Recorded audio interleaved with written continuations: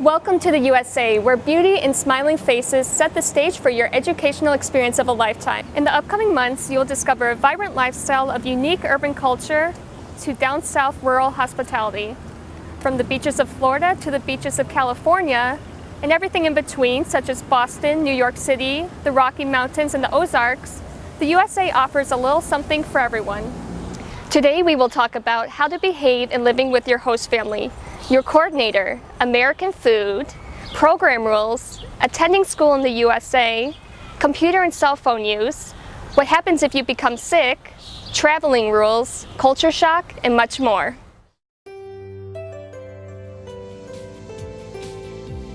My job is to support you and your host family while you're here in the United States. I must have your updated cell phone and email address. Please provide that to me as soon as possible. If I contact you, you must respond to me by phone or email right away. You should always have my cell phone number and email address on you in case of an emergency. I am here for you. I am here to ensure that you have a positive experience while here in the United States. If you are having a difficult time, please let me know. It is better to deal with the situation while it's small before it gets too big. I love to hear great things that are going on in your life too, so please share those with me when we speak. If you have an emergency and you need to speak to someone and you cannot reach me, please call the emergency phone number that's located on your identification card. The least expensive way to talk to your parents back home is by Skype. You can set up a free account online, but remember, talking to everyone at home can take away from your experience in the US, so keep your conversations brief. Let's talk about computers. Every host family has their own rules about computer use. For example, how long you can be online, what times you can use the computer, and which websites you can visit. Remember, some websites in the US are illegal, so be careful about what you search online. And talk to your host family about their computer rules.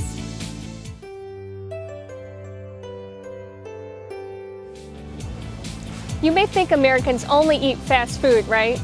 Well, don't worry, that's not true. So give our food a try. Food is part of the American experience, so don't be afraid to try something new.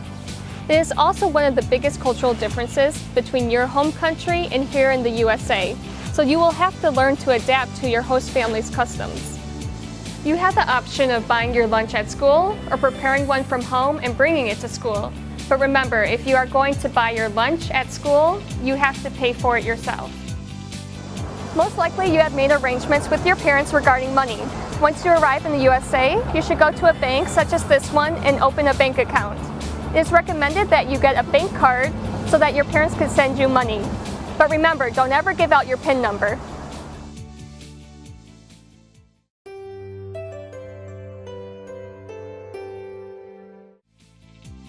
Every host family is different. Be sure not to compare your host family to someone else's.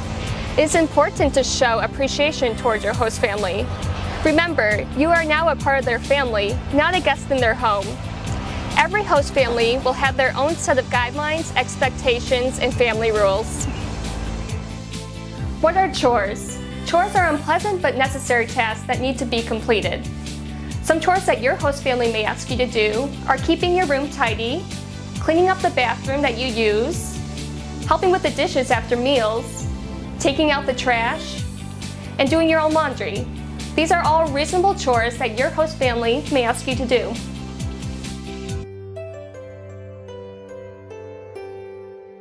So what time does your host family make you come home on Friday nights? My curfew is 8 p.m. on weekdays and 10 p.m. on weekends. Really? Back in Venezuela, my parents let me stay out in the club until 3 a.m. Yes, in Taiwan, my parents also allow me to come home really late too. When we are in America, we need to respect our new family rules. I don't mind to come home earlier here because I can spend time with my new family, getting to know them.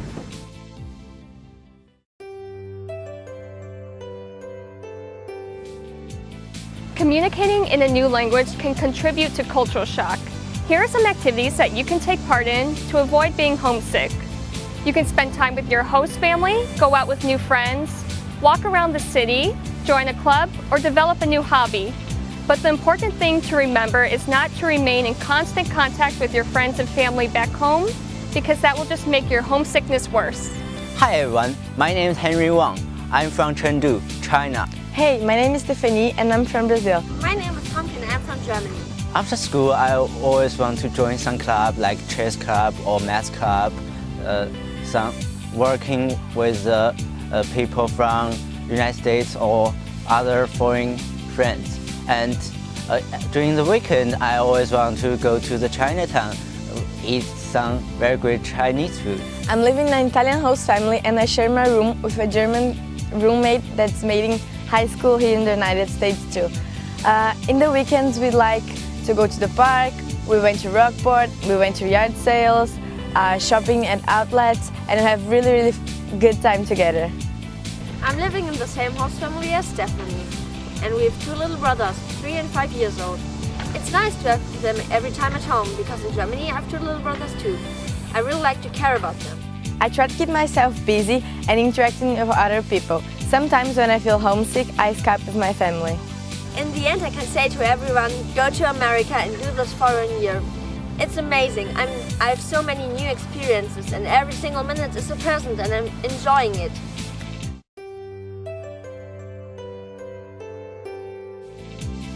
Remember, don't be late to your classes.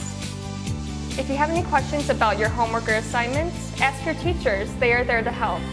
Also remember to obey all the school rules. This means respecting your peers and your teachers, being on time, and behaving properly in class. Remember, you must go to all your classes and do all your schoolwork. In the USA, homework and schoolwork are graded with letters, and you must maintain a C average. If you are sick, your host family can excuse you from school, but this cannot happen a lot, and you must get a note from the doctor. Once you get your login for the school website, give that information to your coordinator.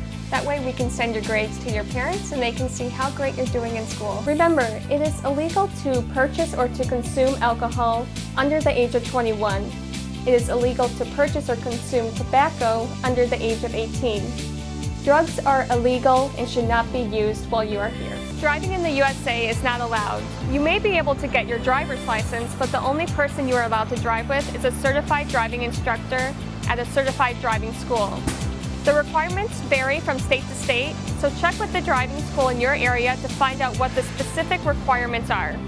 You are not allowed to work while you are here in the US. If your host family wants to pay you for babysitting your little host brother or host sister, that's fine, but you are not allowed to get a job at a place like this. However, if you will be traveling without your host family, you will need to submit a travel form for approval. It must be signed by your host family, the school, and your natural parents if you will be missing any school days. Let's talk about public transportation. Depending on where you are in the country, you may walk, bike, your host family may drive you, or you may take public transit. If you take the subway, make sure you know how the system works, where you're going, and how to get there. You can talk to your host family or your local coordinator to go over all of this. Some of you may or may have not seen a school bus before. Some of them are long and yellow, and others look like this. It's important to follow the rules of the school bus, otherwise you may be kicked off. And if you do get kicked off, don't expect your host family to drive you to school. You will have to find another means of transportation, such as walking or taking a taxi.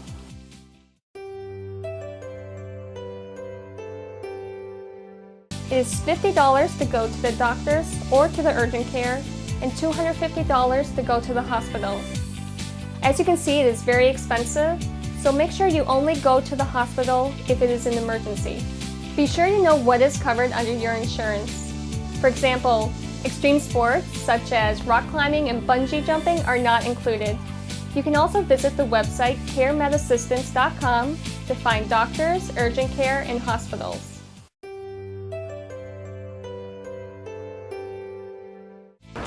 You may want to continue your education next year to finish high school or go on to college. There is a form that you will need to complete to take care of all of this. There are 2 tests that American universities require, the TOEFL and the SAT.